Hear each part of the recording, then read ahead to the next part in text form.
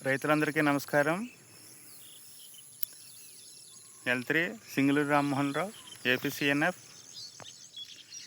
కరెద్ద సేను. ఈ యొక్క కరెద్ద సేను విధానంలో పొడిదుక్కులో విత్తనాలు చల్లుతారు. ఆ విధానం చేసిన ఒక రైతు ఫీల్డ్ అండి ఇది. చేను కన్నా కలుపు ఎక్కువ వచ్చింది. ఈ కలుపు నియంత్రణ సమస్య అన్నమాట.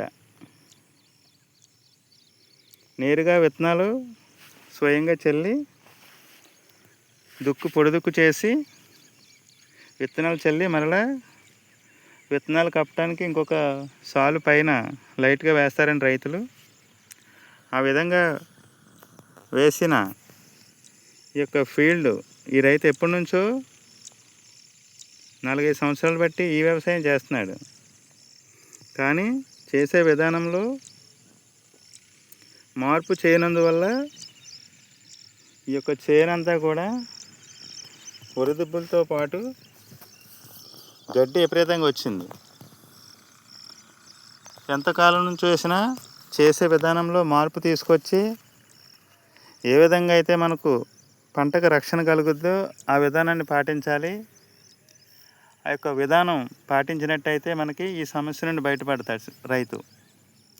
ఈ సమస్యకి పరిష్కారం ఏమంటే ఫుల్గా గడ్డి మందు కొట్టాలి.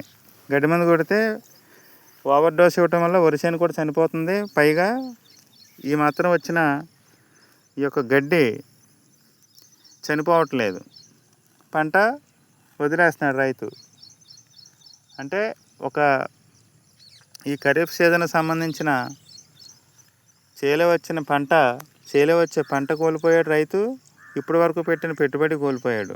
అంటే నష్టాల పాలవుతున్నాడు. ఎందుకనంటే విధానాన్ని ప్రకృతి వ్యవసాయ సిబ్బంది చెప్పే విధానాన్ని పాటించకపోవడం వల్ల జరిగే నష్టం ఇది.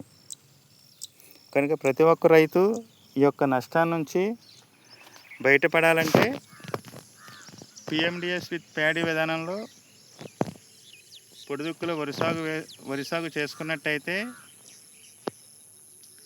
ఈ విధమైన నష్టం 100కి 100% జరగదు. కనుక ప్రతి ఒక్క రైతు ప్రకృతి వ్యవసాయ పద్ధతిలో ఏపీసీఎన్ఎఫ్ గైడ్లైన్స్లో వ్యవసాయం చేయమని కోరుకుంటూ మీ సింగులూరు రామ్మోహన్ రావు 9912691172.